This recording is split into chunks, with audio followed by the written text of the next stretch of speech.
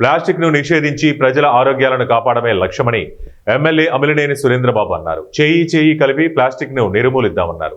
ప్లాస్టిక్ను నిషేధించి ఆరోగ్యాలను కాపాడుకుందామని స్వచ్ఛాంధ్ర స్వచ్ఛ దివస్ అనే కార్యక్రమంలో Kalyandurg MLA Amilineni Surendra Babu Ballari circle నుంచి టీ సర్కిల్ వరకు మున్సిపల్ అధికారులతో కలిసి భారీ ర్యాలీ నిర్వహించిన అనంతరం ప్రతిజ్ఞ చేయించారు.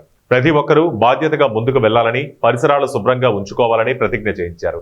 ప్రతి ఒక్కరూ చేయి కలిపి ప్లాస్టిక్ ను నిర్మూలించి స్వచ్ఛమైన సమాజాన్ని స్థాపించుకుందామని ఎమ్మెల్యే సురేంద్రబాబు పేర్కొన్నారు.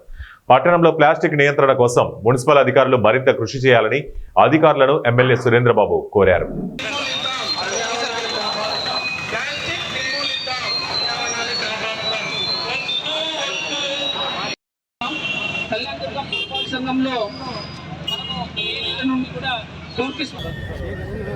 స్వచ్ఛాంధ్ర స్వచ్ఛ భారత్ ప్రతి 3వ శనివారం కూడా చేయడం జరుగుతుంది.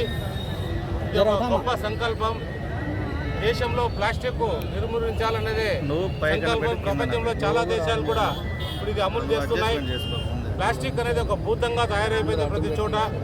ఆ భూతాన్ని మనం అందరూ కూడా కలిసిమెలిసి తరిమి కొట్టాల్సిన బాధ్యత మన అందరిపైన ఉంది. కాబట్టి ఒకటి మనం గమనించాలి, ఏదైతే మనకి ఇక్కడ చాలా విలువైన స్థలం 4 ఎకరాలు మున్సిపాలిటీకి సంబంధించిన స్థలం ఉందో అక్కడ ఈ ప్లాస్టిక్ కవర్లతో నిండిపోయింది. ఆ ప్లాస్టిక్ కవర్లు ఎక్కడికి పంపించాలో అర్థం కాని పరిస్థితుల్లో కూడా అధికారులందరూ కూడా దానిపైన ప్రయత్నాలు చేస్తున్నారు. ఎక్కడో 200 కిలోమీటర్ల దూరంలో ఉన్న అల్ట్రాటెక్ సిమెంటో లేదా ఒక స్టీల్ ఫ్యాక్టరీలకో పంపించాలి. దానికి ట్రాన్స్పోర్టేషన్స్, రకరకాల ఖర్చులు, వాళ్ళకు కూడా కావాల్సినంత అక్కడ ప్లాస్టిక్ ఉంది వాళ్ళ దగ్గర.